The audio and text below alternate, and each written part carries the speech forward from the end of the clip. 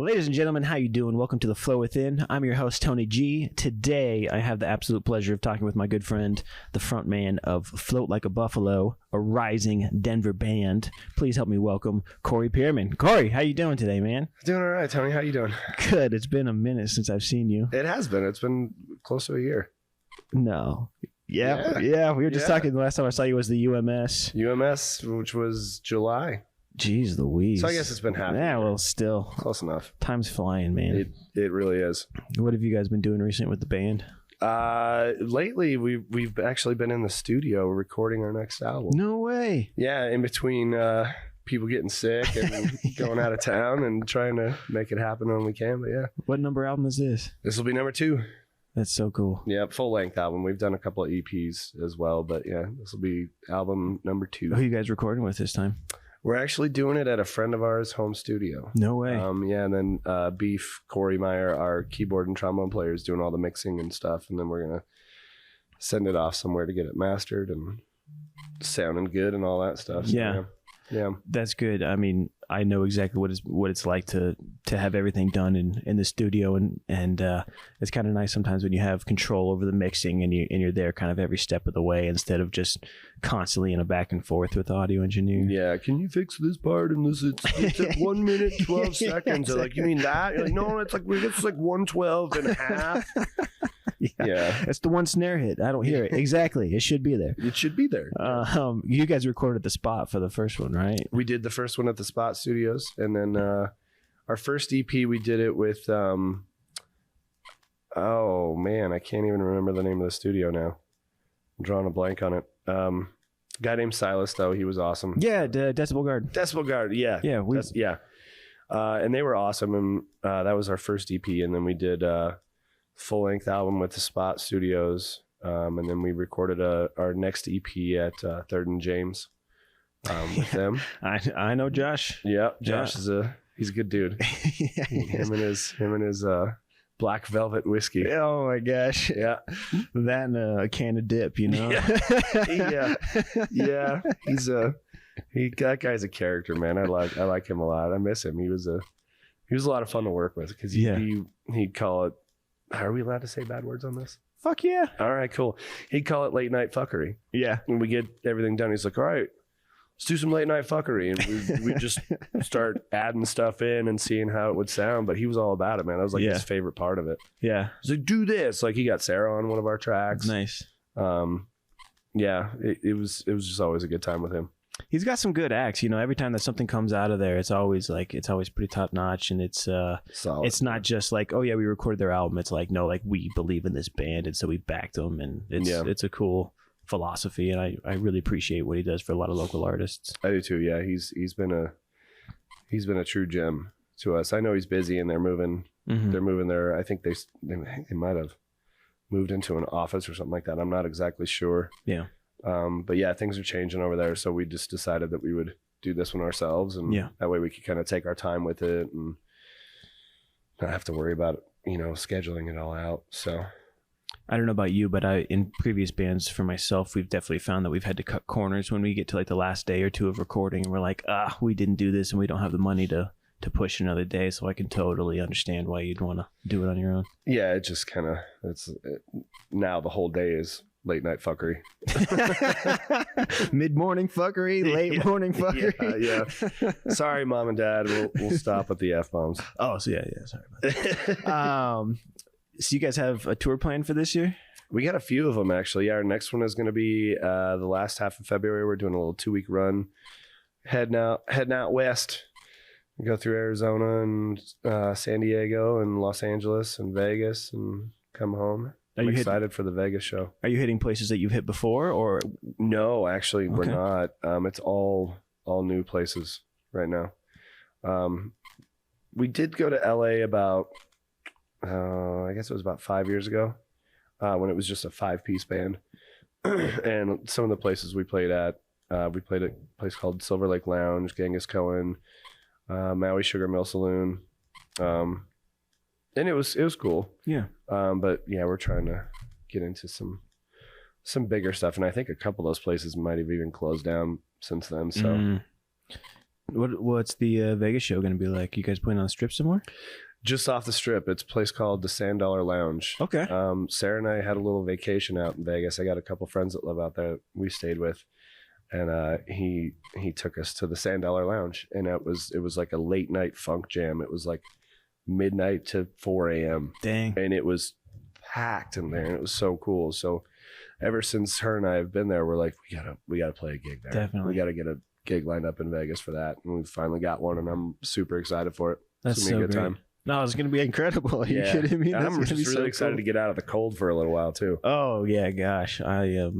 We're both Colorado natives. We were talking about earlier, but still, like as many years as I've lived here, I'm still just You just over never it. get used to it. Yeah. Every time well, it's funny too, because right around September, you're like, man, is it gonna cool off anytime soon? This is ridiculous. And then like January 1st, you're like, all right, I'm over it. Let's get back to some warm weather. And I'm always like, oh, March is right around the corner. That means we're almost at the end of it. And then March is like, And then March nope. just dumps snow on you, and it's negative 5 degrees every other day. And you're like, dude, what is going on here? This month is there's too few letters in this month to be this cold. Yeah. Oh man. Yeah. I just need to start being a snowbird, but I don't know. But it just sucks because, we're in the middle of December and you get days like yesterday where it's 60 degrees and you're just outside for a walk and the sun's out and it's beautiful. Yeah. All the snow's melting. Your windshield gets you got to go through the windshield wiper fluid like a crazy person. Mm-hmm. That's the part I hate the worst. And then you get to February and you wake up in the morning and there's not a cloud in the sky and it looks sunny and bright. And you're like, oh my gosh, it's like 80 degrees outside. And you step out and it's like -2. Yeah. And you just hate yourself. It's just awful. I'm going back to bed. Yeah. What about work? I'm not even doing this day. Nope. This day can Call them. Tell them February's here and I'm not coming in. Yeah. So you guys have a tour this year and you guys also had 2 tours in the past couple of years, one of them which got canceled, right? Yeah. We got to, I think it was March 13th. Everything was shut down. We were in Del Norte, Colorado. We had just played our second show of the tour. We were getting ready to head to South by Southwest, and we had a little meeting in the parking lot of the grocery store about, well, let's just go until we can't go anymore. Mm-hmm. Let's just keep at it, because at first everybody was like, it's like the bird flu or the swine. It's just going to disappear in a couple of weeks. We won't hear anything about it after that, and we were very wrong. Mm-hmm. We were in the store for about an hour, and in that time, our next 9 shows had all canceled. So we were like, well, I guess we got to go home. We came home and we're like, we'll finish out the second half of the tour, we'll get the last leg in.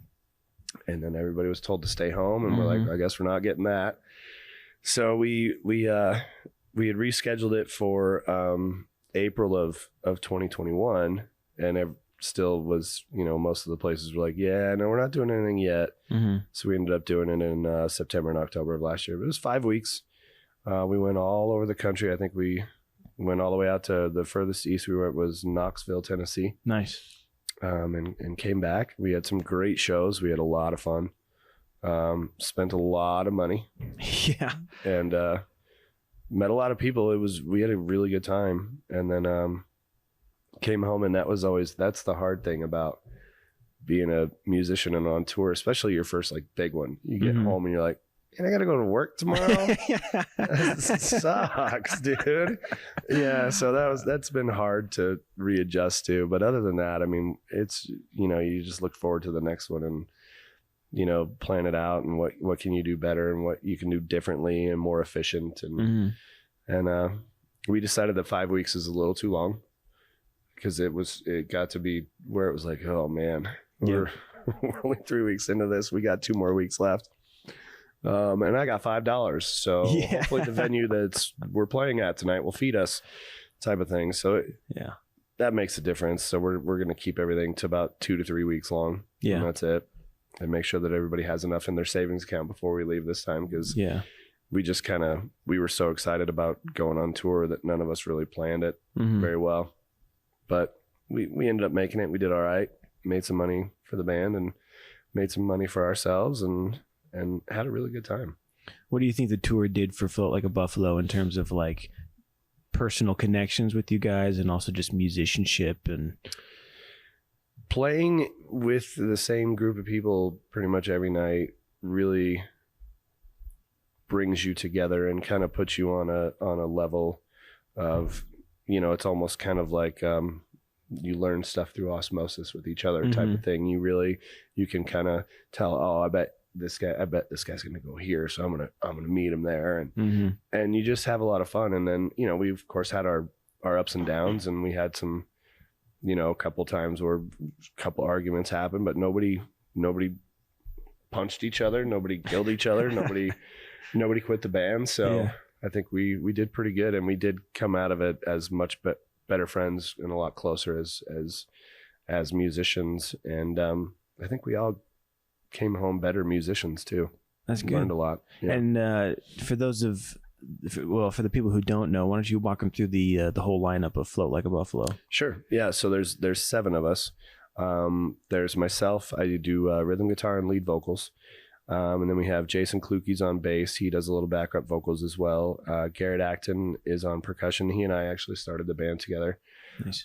Garrett does percussion and backup vocals. Phil Pleckham is on drums and backup vocals. We have James Steinbach on lead guitar that we got from a band called 21 Terras, a local Colorado band. And then we have Cory Beefmeyer. We named him Beef since now there's 2 Corys in the band. We're like, this is going to get confusing. You're now Beef. So, and it's funny, I forget his name sometimes. I forget his real name. I'm like, Beef. People like, Cory. I'm like, yeah. No, other Cory. Who's the other? Oh, Beef. Yeah. He does keyboard and trombone. Mm-hmm. And then Luke Story is on saxophone and trumpet. Very cool. Yeah.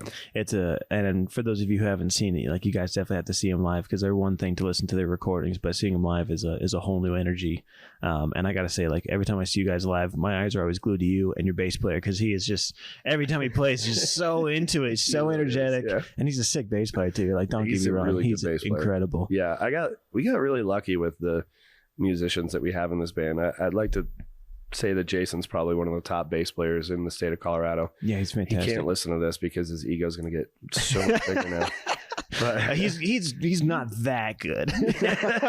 I give him a hard time. He's like, man, I don't have a big ego. I'm like, I know you don't. It's just fun to make fun of you about it.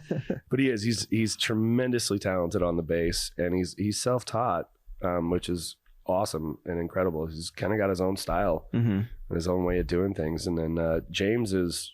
I mean, he's just a baby. He's 22 or 23. Really? But the kid is just a shredder. Yeah. I mean, I've been doing little duos with him, and it's just, it makes me want to quit playing guitar because he's so good. I'm like, dude, I don't. And he's like, I'll show you. I'm like, yeah, sure you will. You'll show me. I don't know if I'm going to learn it, but you can show me all you want to. Yeah. Yeah, and then both of the horns guys are really talented. Phil's a awesome drummer, and Garrett is great at percussion. So yeah, we got really lucky with the people that we have in this band. I'm very, very thankful. Yeah, for them. That's huge. Yeah. Just band cohesiveness, and just, I mean, good musicians, number one, but people that you can get along with well, and that you know, it's kind of like dating. You know, you want to date somebody who you think is just a little bit out of your league, right? So I think it's kind of the same thing with musicians. Like, you always want somebody who you're just like, dang, they are so good, and then but they kind of have the same impression of you too. Yeah. So that's really cool. What big shows do you guys have planned for Denver this year? Do you guys have anything notable coming up? Not as of right now. We're focusing mainly on touring this year, getting out of Colorado, or, you know, mountain towns up north, down south. We actually have a show on the 15th of January at Schmiggety's, which is our reschedule. We were supposed to play there on New Year's Day. We had to postpone that. So that's our rescheduled date, January 15th. And then we have, we're playing the Arise Music Festival this year. Oh, that's killer. Yeah, which is going to be good. They got a new spot. It's down in Boone, Colorado now instead of up north. Okay. So it's kind of down by Pueblo, but they got a huge land on the river, and I'm looking forward to it. That's going to be so cool. Do you have multiple dates, or multiple slots, I should say? No, I think we've only got one. So it's the same weekend as Summer Camp Festival in Illinois, which we're hoping we can get back on that again this year, which we played last year. And that was just incredible. That was an amazing time. So we're hoping that we can do that again this year, which means that we're going to be doing a little 18 hours in the car. either that, or we're like, well, let's see how much we're getting paid for both these. Maybe we just buy some plane tickets. There you go.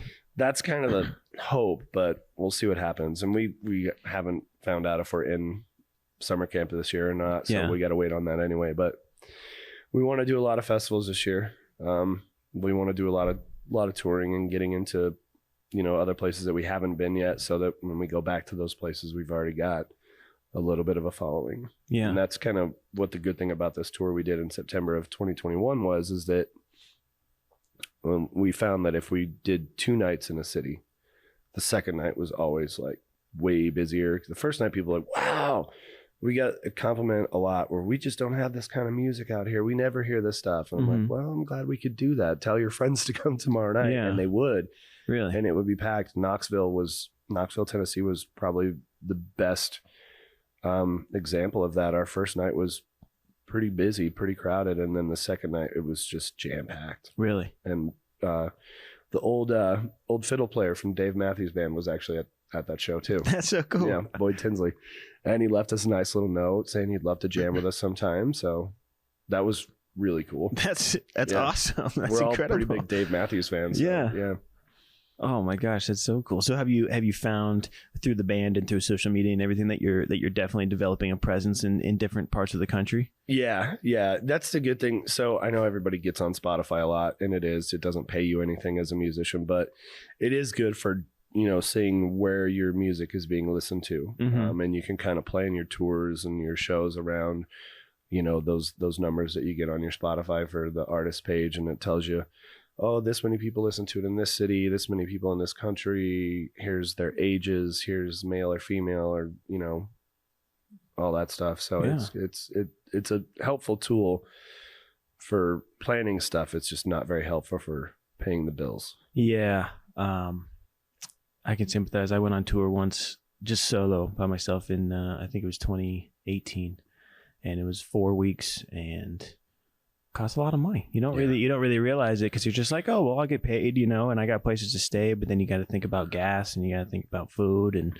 you go out with some friends that you haven't seen in a while, and you buy a couple beers, and then you're just like, oh, I did not make any money this time. Yeah. Tubes on your amp go out. You're like, new strings. My pedal's not working. Yeah.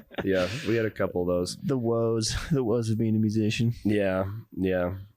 Luke has a tendency to just leave his sax in the middle of the stage or whatever, and it'll get bumped and fall over, and then he's got to go get it fixed. And yeah. Come on, Luke. The poor guy. Oh man, we did Red Rocks in end of 2020 in October, and we did 2 nights to 175 people each night, which was still Red Rocks, so it was still cool. Yeah, heck yeah. But the first night we played, it was a beautiful day, sunny, awesome. Everybody's in shorts and short sleeve. Second day we play, this windstorm comes through, like right as we're getting ready for sound check, and Phil's setting up his drums and everybody's got their stuff out there. This windstorm comes through and blows his sax over, breaks it. And we look over and Phil's drum cymbals are flying. No. Like the crew is like running down the stairs trying to catch his cymbals, jumping up in they're like floating. It was insane. It was the craziest thing I'd ever seen. Yeah. Luckily my guitar was still in its case, but I was like, oh my goodness, that could have been really, really bad. So we've definitely had those times where oops. Yeah. Oops. I guess I learned something there. Yeah. I had to develop a hierarchy for what I open first and like unload first. So my guitar is always in the case. That's the very last thing that I take out. It's like, all right, amp, pedals, cables, everything look good. Okay. Guitar, strap, and I'm not letting go of it. Yep. Do you have strap locks? Not on my 2 main axes that I have right now, but on a couple of them I do. I gotta get some on mine. Have you ever? Oh my gosh, I saw this one YouTube video. It's the worst. This guy goes for like a wraparound, and he doesn't have strap locks in his guitar. Just sails off behind him, and he just sits there kind of dumbfounded, just like. And he reaches for his backup guitar, and you just can't help but feel for the guy. Oh no! It's like, yeah, that's cool, but is it worth a guitar? Yeah. I would do that move if I had 20 different guitars, maybe. Yeah. I don't. I only have 5. So, describe the feeling of playing Red Rocks. Like, first of all, you guys got invited to play 2 nights. I mean, what was that like? Just knowing that you were going to play Red Rocks. that was really cool. We were only supposed to do 1 night, and since it was socially distanced, they could only have 175 people there, and it sold out in like 2 minutes. Wow. So they were like, "You guys want to do another night?" And we said, "Sure." That's And so that cool. one sold out in about 20 minutes too. So that was cool. So yes, socially distanced, smaller crowd, but we sold out a 2-night run at Red Rocks. That was cool. The coolest thing Nobody was, can take that from you. No, never. That's it. But playing Red Rocks is like, it's like when you're 6 years old and your parents tell you you're going to Disneyland. Mm-hmm. It's Red Rocks is Disneyland for musicians. It's amazing. It's one of those places that it's has its own thing. The first time we played there when we opened for Face Vocal Band in 2019, and that was full capacity. So it was one of those things, you're sitting on that stage and you're just looking up at all these people, and it's very easy to get overwhelmed and scared. But Red Rocks has this energy about it. So I like to play, a few of us like to play with no shoes on, if possible, because it's just, I don't know, it's more fun. And we went out there for sound check, and I just kind of planted my feet on the ground and took a deep breath in, and you could feel like this tinglies coming up from your feet. And it's all that energy, all that blood and sweat and tears and emotions that have been spilled out on that stage. You can actually tap into it. And I know it sounds kind of cheesy and people are like, whatever. It's a real thing. Yeah. You can tap into that. And once you tap into that, you're golden for the whole show. And it goes by way too fast. Mm-hmm. It's never long enough. And you never play as good as you want to, because it's terrifying, but it's one of those things that your first time there as a musician, it is unlike anything you ever feel. That's so cool. Ever felt. Yeah. I hope to one day be able to jump up there and be like, Cory was here once. Him and a lot of my other idols, but Cory was here once. Yeah, that's right. 3 times actually. Yeah. Yeah, I mean that's the ultimate pinnacle for like any Denver local musician. You know, like I think there's definitely a couple stops along the way. Like everybody wants to be able to play the Bluebird, but I mean like Red Rocks has just got to be like probably the top of the top. I mean you have incredible musicians from all over the world whose top of their list is playing Red Rocks, you know? So it's just really cool for us as Denver locals to be able to have that opportunity. And it's so cool when you go into the visitor center and they have the big plaques of everybody that's played there over the years, and you go and you find your band name on there. You're like, it's right there by the Dirty Heads. Yeah. It's really cool. That's so awesome. Well, you prepared a song for us today. Why don't you walk us through this jam that we're going to be listening to? Jam. This song is, it's called FKA. We couldn't come up with a name for it, so we called it FKA, formerly known as whatever you want to use your acronyms for is fine with us. But it was the melody of the song was brought to me by James, our lead guitar player. And then I wrote some lyrics for it, and then we all put it together as a band. And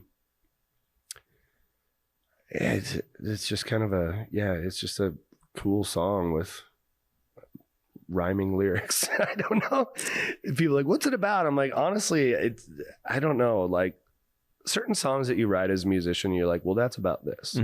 But then other stuff when you write it, you're like, I don't know. It rhymed and it sounds cool. Yeah. So there you go. And to me, I always don't like telling people like what it's about. I want people to whatever it's about to you is what it's about. Yeah.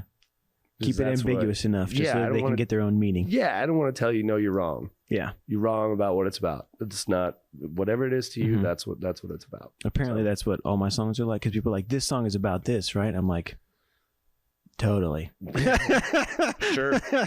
Why not? Is that what it's about to you? Then yeah. I don't know. I learned that from watching a Nirvana interview a long time ago, and people were always like, Kurt, your lyrics are so sad and they're so depressing, or you must just be this tortured soul. And he's like, no, it rhymed. So I wrote it that way. And I'm like, you can do that? Yeah. So that's, yeah. I mean, it's a fun song. I love to play the song. Yeah, it's not really about anything though. It's about music, I guess. Excellent. Yeah. All right, ladies and gentlemen, let's give FKA by Float Like a Buffalo a quick listen.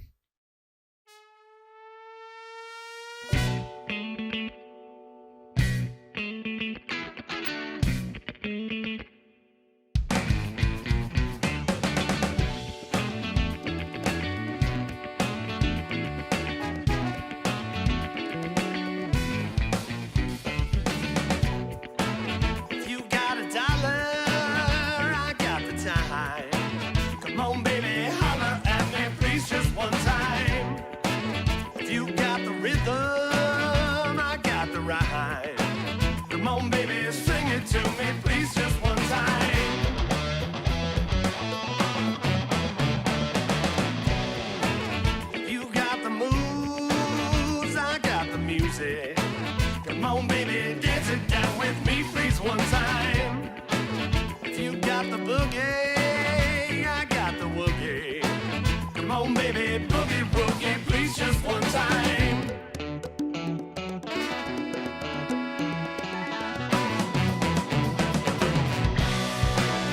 I got a feeling there's only reason.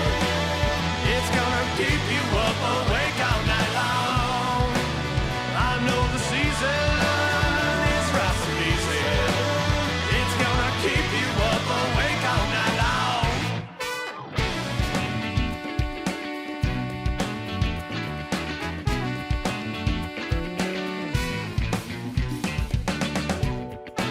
If you got the trouble, I got the cry. Come on, baby, break them laws with me, please, one time.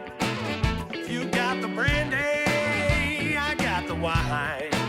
Come on, baby, have a drink with me, please, one time.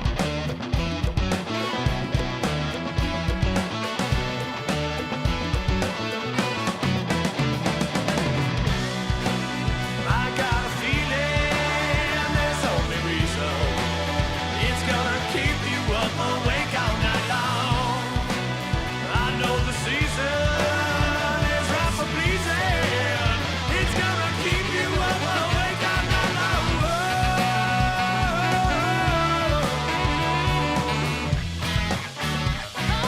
Keep you up awake all night long.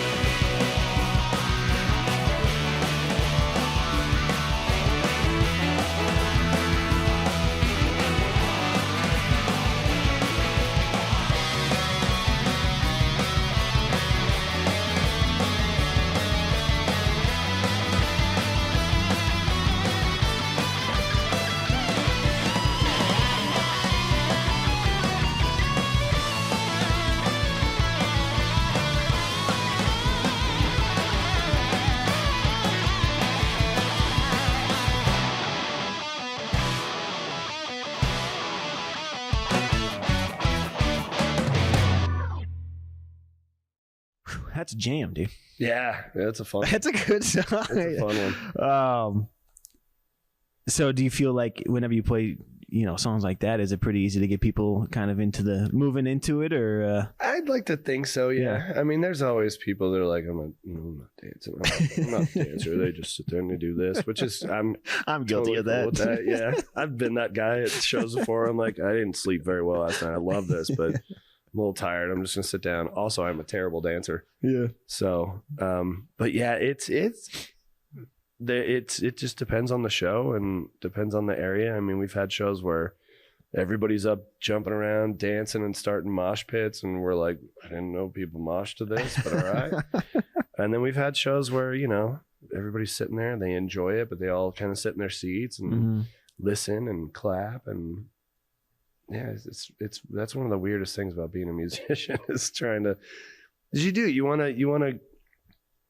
you play the music for yourselves. Obviously you do it because you love it, but if there wasn't people out there enjoying it, then what are you doing? It'd just be pointless. It's kind of like when we were all doing the live streams over the quarantine, which was cool to be able to get out there and play, but also, you live off of that feedback as a musician, the applause, the cheers, the screams, the people jumping up and down, dancing. And when you're giving your all, at a song that you're recording for a live stream and then you're done and you're like, whew, usually that's when the crowd's going nuts and you get a little minute to catch your breath. But when there's nobody there, everybody's, and then it just sounds weird on a live stream when everybody's out of breath because we're all old and out of shape. So that was a little tricky, but yeah, you feed off the audience a lot more than you realize. And it's difficult when you're playing in new areas, you go to new places and you're playing your stuff and you want to play your originals because you want these people to hear your originals. But a lot of people are, if it's a song they've never heard before, they're not really into it. So you got to kind of throw in some familiar stuff like, hey, we're going to start off with a cover that you guys will all know. And then, people are like, oh, I like this band. All right. And then you play an original. And they're like, oh, that was good. They're more likely to listen to your originals if they've heard something familiar. Has been our experience from being on the road and playing in new places as a band that, half the people in the place have never even heard of. They're just there. So that's kind of our thoughts on that. And it is, as a musician, you want to play your own stuff, but it is a good time to play some fun covers every now and then. Yeah. Gets the people going. Is that how you've made a lot of your set list? Just kind of like give them a little bit of what they know and then, sandwich in a couple of your originals. And then just when they're starting to lose interest again, then you're just like, here's another cover. Yeah. Here's Folsom Prison Blues by Johnny Cash. Yeah. Yeah, you do. And you got to kind of judge it. And then, when you're established in an area, like when we play in Denver, we don't really play many covers because it's all of the people that we know that are our fans that, spent the money on the tickets because they wanted to see us. Yeah. And we'll still do some covers every now and then, but we tend to make them our own. Yeah. We're very well known for doing Killing in the Name of at the end of sets. Yeah. If we get a big encore, and we got to the point where people were expecting it, so we stopped doing it. And then we kind of brought it back a little bit. We did it at Schmiggety's a few months ago, and everybody in there went nuts. And it's one of those songs, everybody loves to yell "fuck you, I won't do what you tell me" over and over and over again. If it's any excuse to yell that, people are like, ah, yeah. So, it's also just a slamming song. It is such a good song. You hear that opening riff, and you're just like, okay, here we go. Yep. As soon as that drop D hits, man, just boom. Ooh. How do you personally prep for shows? I don't really have sometimes I like to nap before a show. That's always solid. Yeah, good 20-minute, 30-minute nap is always good. I'm the nervous one in the group, so I get nervous before every show. And I don't know, people think it's a downfall, but I use it to my advantage. It's not like I'm scared I'm going to mess up. It's like an anxious nervous. It's like, just want to be up there and playing and rocking out and be in the middle of the song and be in that moment, because I know for me, this is true. You get up on stage and it's a different persona than, like what I am right now, sitting here talking with you. If we were on stage together, I'd be a lot more of a wild man and jumping around, and it's a whole different person. Really. It's that person that you always wanted to be, but you're too afraid to be in public.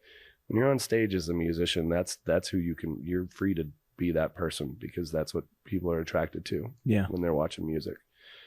So I just I like to just relax and, go over the set in my head and warm up and do some stretches and drink plenty of water and always go to the bathroom. Always go pee. That's the worst when you're like up there, like ready to go. Yeah. I'll be right back. Yeah. Yeah. I have a scar because of that right there. Oh, no. Yeah. It was a few years ago. We were playing at Chiba Hut up in Fort Collins for April 20th for 420. And they were having problems with the sound system. So we didn't really get much of a line check in.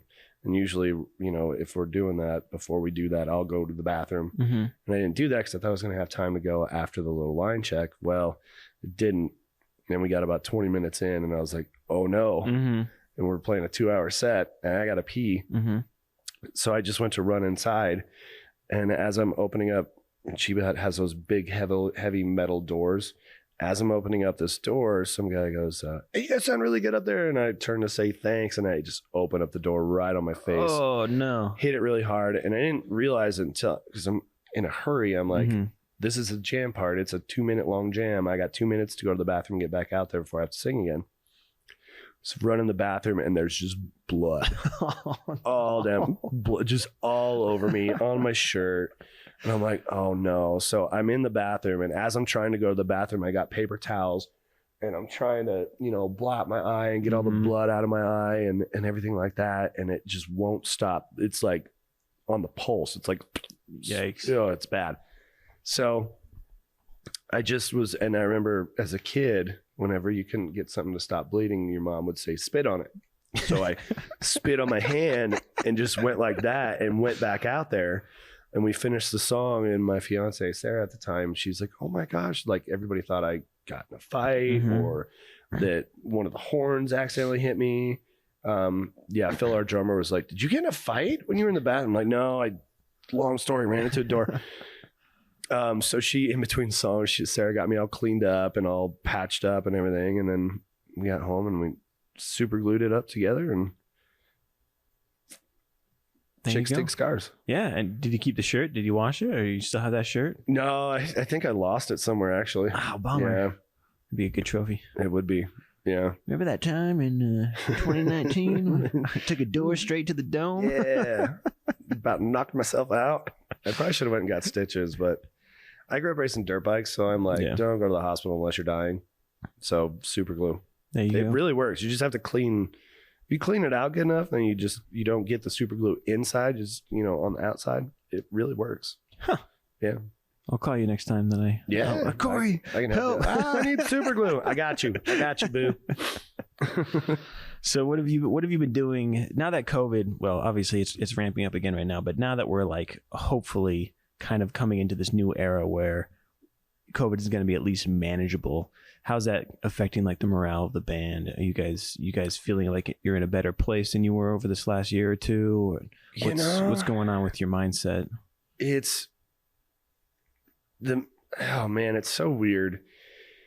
Some days you wake up and you're like, yeah, everything's gonna be better, everything's gonna be good, and then you have to postpone a show for New Year's Eve, and you're right back in that hopeless spot. And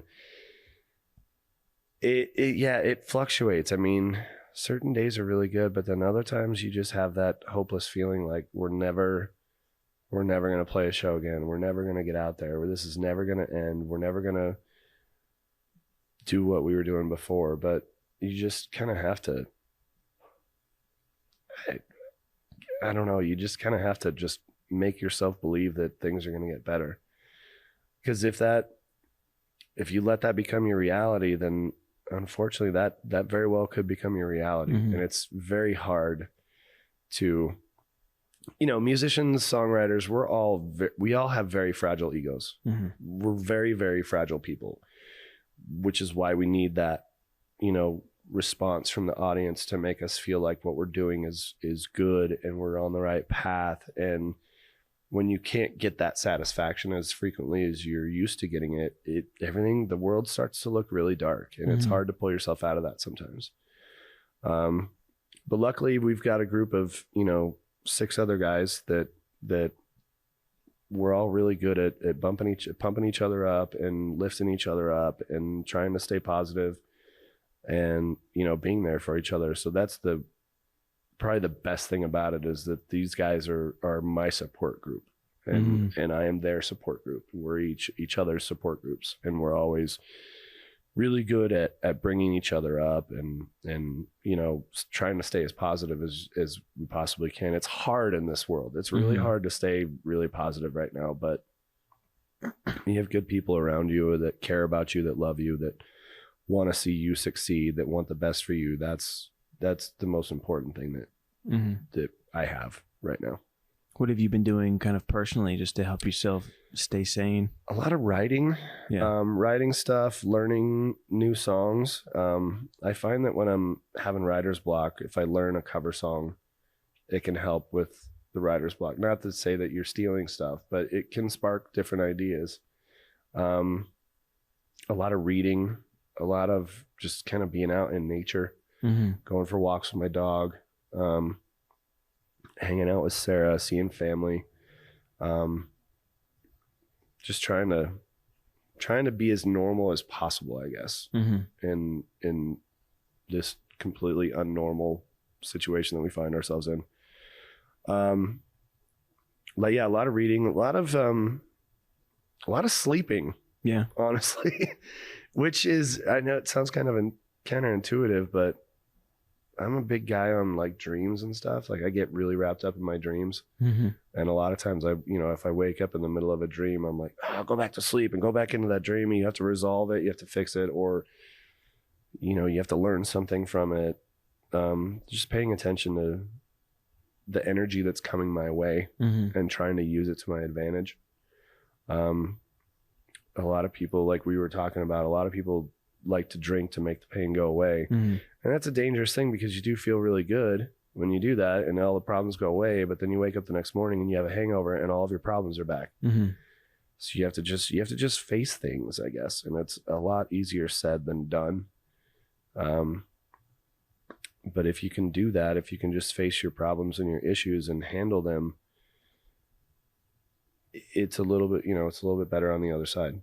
It's just so hard to do it. It's just so draining. Yeah. It takes a lot of energy and a lot of willpower to do it. And it's not easy. No, it is not. Yeah. Been there firsthand myself. I know what that's all about. Yeah. I think everybody went through that. I think at first when the whole lockdown happened, everybody's like, oh, sweet, I don't have to go to work. I'm getting unemployment. I can work. Yeah, this is awesome. I'm going to stay home and drink and do whatever. And then you realize that you're going down this path that is just not really healthy. And then when you realize that's when it becomes really hard, is when you realize that the path you're going down is not good for you, and having to change that and to actually face all those problems and all those issues that you're having. Did you catch yourself doing that in quarantine? I found out, I should not brag about this, but I found out that because this was when Sarah had started Rocky Mountain Virtual Music Festival with her friend Alyssa, who's Luke's girlfriend. And so they would be working on that from like pretty much 7 a.m. till about midnight every Friday. So Sarah was home, she was gone every Friday. And I woke up at 7 o'clock in the morning one Friday and decided to crack open a handle of Jameson. And I found out that I could drink a whole handle of Jameson in one day by myself. And that was about the moment when I was like, okay, that's, this is not, let's not ever do that again. And you just start going down this path that's just not good, and you realize it. And then that's the hardest thing, is when you realize it and then you have to make changes. But yeah, I think everybody had some sort of moment over quarantine where they were like, okay, either I'm going to keep doing this and everything in my life is going to go away, or I'm going to fix it and be a better person. So. And it's, it's really hard, because it's not usually the easy way is to keep it the same that it has been, and to keep going deeper down in that hole. It's a lot harder to reverse course, especially when when we're also going through a global pandemic and you can't get the support that you would normally get by being out with friends and with family and just having that human contact. So yeah, you're stuck watching the news, and the news just looks worse and worse every single day. It's easy to fall into that really depressing, sad spot that I'm sure every single one of us has been in at some point, especially in the last 2 years. And you know, I try to do good by my friends by, you know, just reaching out every now and then. Mm-hmm. How you doing? How are things? You know, miss you. Mm-hmm. Let's go for a hike. Let's go for a bike ride. Let's, you know, why don't you come over, bring your guitar. Let's just jam for a little bit. Yeah. And yeah, because everybody wants to be happy. Nobody Definitely. wants to be sad. Yeah. Nobody wants that. I don't know anybody that wakes up in the morning and is like, I wish I was sad. I wish I was depressed. No, nobody wants nobody that. wants So you got to be a good person and be a good friend and help out your friends when they need it, because you're going to need it one day too. And Yeah. hope that they're there for you. Never underestimate the power of just a small text message. Hey, how are you doing? You know, haven't talked to you in a while. How you doing? Because it's always good hearing from somebody that you haven't heard from in a long time. And, you know, just to show somebody that you care, that like you are genuinely interested. It's not just innocuous civility. You're not just like hoping that they say, yeah, good. And you go, great. See you later. You're like, you're genuinely interested. Yeah. And I think that really goes a long way. I always send booby pictures. There you go. Yeah. No. Oh, man. Has any of that kind of come out with your new writing? So with this new album that you guys are writing, have you kind of tapped into any of that mental energy of yeah, like we overcoming? have. In fact, Jason, our bass player, wrote one of our new songs called "A Day Late and Dollar Short," and it's all about being broke and, you know, worrying about where you're gonna pay your bills, because, you know, most of us are musicians and bartenders or servers, and we couldn't do any of that for close to a year. We couldn't bartend. We had no money coming in, and it was hard. It felt like an endless struggle. Yeah. It still is really an endless struggle, and you just hope that there's light at the end of the tunnel. But yeah, we had that. There's a couple things that I'm working on too that are not quite finished that have a lot. I actually wrote a solo song called Solidarity and the Sadness, and that came out from our first tour being canceled. I was talking to a friend of mine, and he's, man, I'm sorry your tour got, sorry that all this is going on. And it's like, you know what, I mean, it sucks for us, but everybody's going through this right now. Everybody's having to stay home, and there's kind of a solidarity in that sadness, and it just kind of spawned a song. Yeah. Which was cool. Awesome. Yeah. I don't really play it that much because I feel like now that everything's trying to get back to normal, I'm like, that's just going to make people even more sad. So let's not do that. Let's not bring up the past. That's like when people are like, Tony, you're on Spotify? I'm like, yeah. They're like, I'm going to find your music. I'm like, don't do it if you're happy. Like, unless you're in a sad state, please don't look up my solo music. Please do not. One of those people that wakes up and says, I wish I was sad. Yeah, exactly. Like, maybe I should just take it down at this point. I mean, I wrote it from very sad points in my life, and I think it's very true and very true to myself and very emotional, you know, and I listen back to it and I'm like, yeah, some of these are decent songs. Yeah. But I never want anybody to like actively go to listen to my song just like, yeah, I'm going to go check out your music. It's like, no, it's a trap. wait. You know what though? Those sad songs are really important though. Yeah, they are. They're, you know, they get people through hard times. I know when I'm sad and depressed, I don't want to listen to happy stuff. I don't want to watch a comedy. I want to watch something that's sad and makes me cry and helps me get that emotions out. Same thing with music. If I'm depressed, I'm listening to my depressing Spotify playlist to help me get all that out. Don't ever be afraid of crying, breaking down. I do it a lot. I'm an emotional guy. I cry when there's a cute dog. And I think it's important to be, you know, as men, we were always, especially in the era that we kind of grew up in, we were always taught to be tough and, you know, don't show emotion and don't show fear, but it's important too. It helps you learn things about other people. It helps you learn things about yourself. And it shows that you're not just a robot. You know, you actually have feelings. You actually care.